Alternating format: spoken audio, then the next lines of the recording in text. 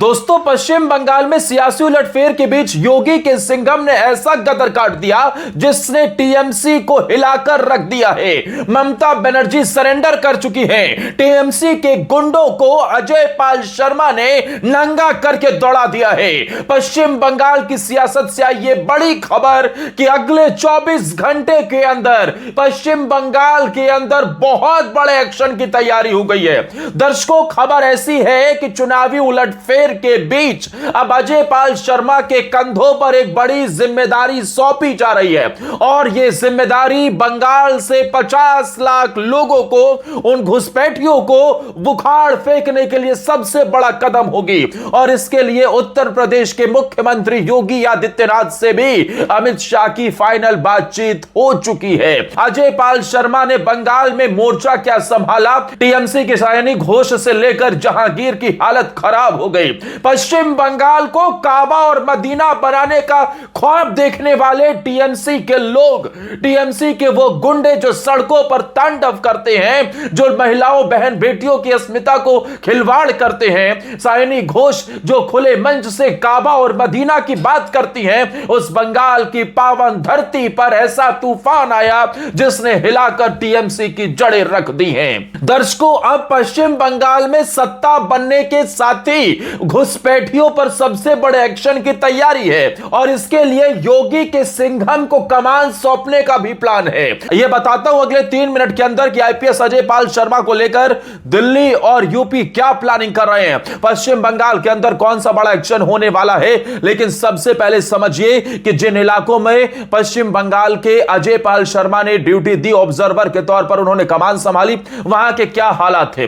दर्शकों, सबसे पहले आपको यह समझ लेना चाहिए कि अजय पाल शर्मा है कौन। अजय पाल शर्मा उत्तर प्रदेश के कैडर के आईपीएस ऑफिसर है। मूल रूप से वह पंजाब में जन्मे और आईपीएस के तौर पर वो फिलहाल प्रयागराज में कमान संभाल रहे हैं। उन्हें स्पेशल जिम्मेदारी के तौर पर, ऑब्जर्वर के तौर पर पश्चिम बंगाल में उतारा गया चुनाव आयोग की तरफ से। वहां पर वो अपनी स्पेशल ड्यूटी देते हुए नजर आए। इस दौरान फाल्ता के कैंडिडेट जहांगीर को लेकर उनकी वीडियो वायरल हुई, जहां उन्होंने साफ कह दिया था कि जहांगीर के गुंडे या फिर अगर वो जो उम्मीदवार है जहांगीर, अगर वो किसी को डराने धमकाने का प्रयास करता है तो फिर उसका अच्छे से इलाज कर दिया जाएगा। उसके बाद जहांगीर भी आया सामने और वो ये कहने लगा कि 4 तारीख के बाद वो पुष्पा स्टाइल में वो जवाब देता नजर आया कि पुष्पा का स्टाइल दिखेगा, ये लोग भागते हुए नजर आएंगे। लेकिन दर्शकों, कहानी पूरी तरीके से पलट गई है। उसी फाल्ता के अंदर वोटिंग नहीं हो पाई, उसी फाल्ता के अंदर भारी बवाल देखने को मिला, उसी फाल्ता के अंदर जहांगीर के गुंडों ने खूब तांडव मचाने की कोशिश की। लेकिन आईपीएस अजय पाल शर्मा ने टीएमसी के गुंडों का ऐसा इलाज किया कि पूरे दक्षिण 24 परगना के अंदर टीएमसी कांप उठी है। दोस्तों, फाल्ता के अंदर टीएमसी के गुंडों बनाम जय श्री राम के नारे लगाती महिलाएं आमने सामने थी। महिलाओं ने साफ कहा कि यह गुंडागर्दी नहीं चलेगी। अजय पाल शर्मा वहीं से सुर्खियों में आया। अजय पाल शर्मा की वजह से ही दक्षिण 24 परगना में बम्पर वोटिंग हुई है। दक्षिण 24 परगना में रिकॉर्ड तोड़ वोटिंग हुई और जो लोगों को डराया जाता था, जहांगीर जैसे गुंडे, टीएमसी के मवाली जो महिलाओं को, बहन बेटियों को या फिर घर घर में अपने डर के चलते भय का माहौल पैदा करके वोट डालने नहीं दिया करते थे, वहां अजय पाल शर्मा जैसे अधिकारी की बदौलत ही ऐसी वोटिंग हुई। महिलाओं के अंदर न डर दिखाई दिया, लोगों के अंदर न किसी तरीके से किसी चीज को लेकर भय नजर आया, न हिंसा हो पाई वहां पर। और इसी वजह से अजय पाल शर्मा ने दक्षिण 24 परगना के अंदर जो वोटिंग डलवाई, उसके बाद जो नतीजे बता रहे हैं कि बीजेपी दक्षिण 24 परगना के 10 सीटों पर आगे है।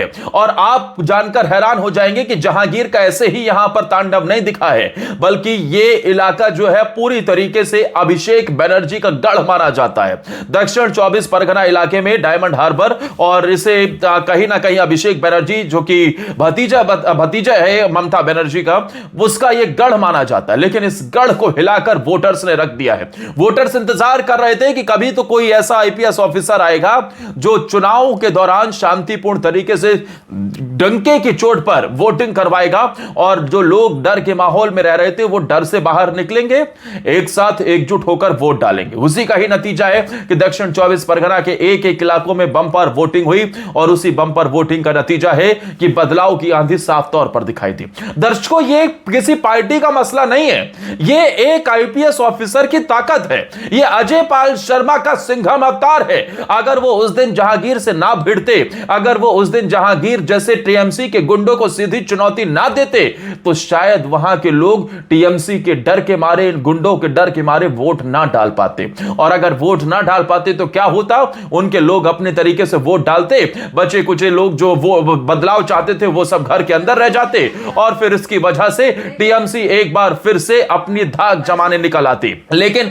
ऐसा नहीं हो सका। जब लोग बाहर आए, जब लोगों ने वोट डाला बढ़ चढ़कर, तो उसकी वजह से दक्षिण 24 परगना के अंदर पूरा खेल पलट कर रख दिया है। दर्शकों, अगर दक्षिण 24 परगना की बात की जाए तो इलाका कई मायनों बेहद महत्वपूर्ण है, लेकिन इस बार चुनाव में सिंघम आईपीएस के नाम से मशहूर अजय पाल शर्मा की यहां ऑब्जर्वर के रूप में तैनाती हुई, और उनकी तैनाती के साथ ही इलाके में सुरक्षा व्यवस्था सख्त और निष्पक्ष वोटिंग की मदद मिले। दोस्तों, खबर ऐसी है, दक्षिण 24 परगना की 10 सीटों पर बीजेपी आगे है, जबकि टीएमसी सिर्फ एक सीट पर आगे है। इस बार के चुनाव में महिलाओं ने बड़ी संख्या में बाहर निकलकर वोटिंग की है, जिसे जीत हार तय करने वाले एक अहम फैक्टर के तौर पर माना जा रहा है। वहीं इसके अलावा पश्चिम बंगाल में ममता की बौखलाहट साफ तौर पर देखने को मिल रही है। पश्चिम बंगाल में टीएमसी 15 सालों के बाद अब हार के मुहाने पर खड़ी हुई है, उसकी हार फिक्स हो चुकी है। लेकिन इसी बीच बीजेपी की सरकार बनने की चर्चाएं भी तेज है। अगर बीजेपी की सरकार बनती है तो क्या घुसपैठियों पर सबसे बड़ा प्रहार, सबसे पहला प्रहार होगा? इस सवाल का जवाब है हां, और इस सवाल के जवाब में छिपा है उस आईपीएस ऑफिसर का नाम, जिसे इस एक्शन के लिए भी, इस बड़े प्रोजेक्ट के लिए भी कमान सौंपी जा सकती है। दर्शकों, जैसे अजय पाल शर्मा ऑब्जर्वर के तौर पर पश्चिम बंगाल में आए और वहां पर उन्होंने डंके की चोट पर सिंघम अवतार में टीएमसी के गुंडों का इलाज किया, कुछ वैसी ही जिम्मेदारी अब उनके कंधों पर सौंपी जा सकती है पश्चिम बंगाल के अंदर से घुसपैठियों को खदेड़ने के लिए।